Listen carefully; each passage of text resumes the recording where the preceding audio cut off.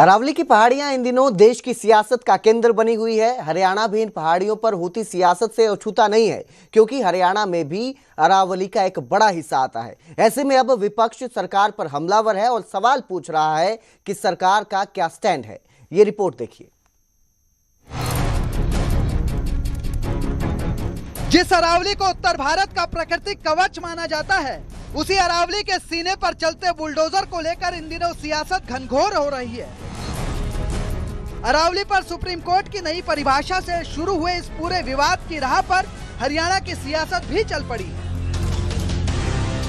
विपक्ष हरियाणा सरकार से सवाल पूछ रहा है कि क्या सरकार का स्टैंड है और क्यों अरावली को उजड़ने से सरकार नहीं बचाना चाहती।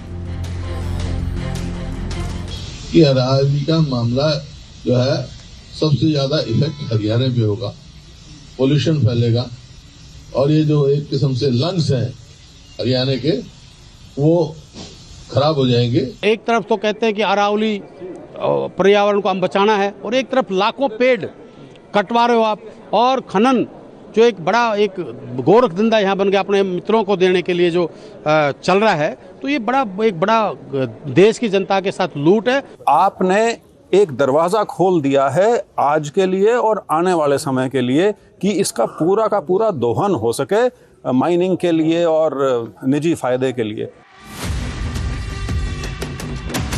विपक्ष के इन आरोपों का जवाब केंद्रीय पर्यावरण मंत्री भूपेंद्र यादव पहले ही दे चुके हैं। वो ये साफ कर चुके हैं कि अरावली पर सुप्रीम कोर्ट के फैसले को लेकर काफी भ्रम फैलाया जा रहा है। सुप्रीम कोर्ट की ओर से स्वीकृत परिभाषा के तहत अरावली क्षेत्र का 90% से ज्यादा हिस्सा संरक्षित इलाके के दायरे में आ जाएगा। तो ये तो सब जितने विषय झूठ और भ्रम के फैलाए जा रहे हैं, इसका निस्तारण तो जजमेंट में ही करा गया है। और उसके बाद इस निर्णय में भी जो कहा गया है, जो इसका ऑर्डर है, we accept the recommendation made by the committee with regard to the definition of hill and ranges, but it is only subject of the mining. अब हरियाणा में अरावली पर सुप्रीम कोर्ट की नई परिभाषा को लेकर विवाद इतना क्यों गहराता जा रहा है, इसको भी समझना जरूरी है। दरअसल अरावली की पहाड़ियां भारत के जिन 4 राज्यों में फैली हुई हैं, उनमें हरियाणा भी शामिल है। हरियाणा में गुरुग्राम, फरीदाबाद, नूह और भिवानी जैसे जिलों में अरावली की पहाड़ियां हैं। इन्हीं पहाड़ियों में कई जगहों पर खनन बरसों से होता आ रहा है।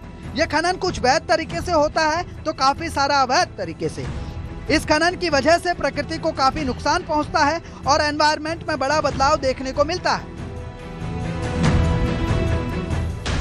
अब फरीदाबाद में ही देख लीजिए, यहाँ अरावली की पहाड़ियों के बीच कई साल पहले तक एक सुंदर धौंज लेक पानी से लबालब भरी हुआ करती थी, लेकिन आज लेक के पानी की जगह मिट्टी और कंटीले पौधों ने ले ली है।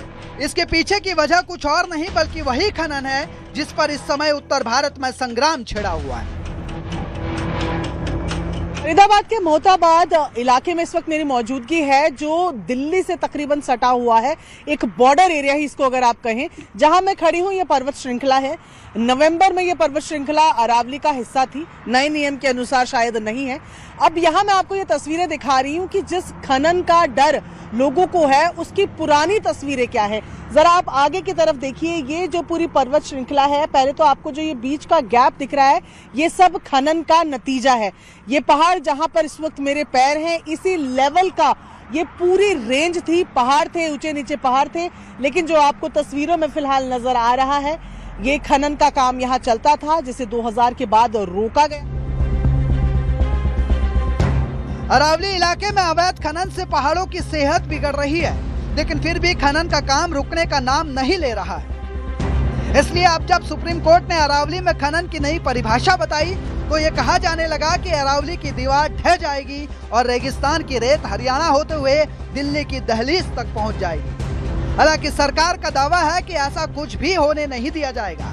बावजूद इसके अरावली की पहाड़ियों पर सियासत की चढ़ाई लगातार जारी है। Bureau report, news 18 Punjab Haryana.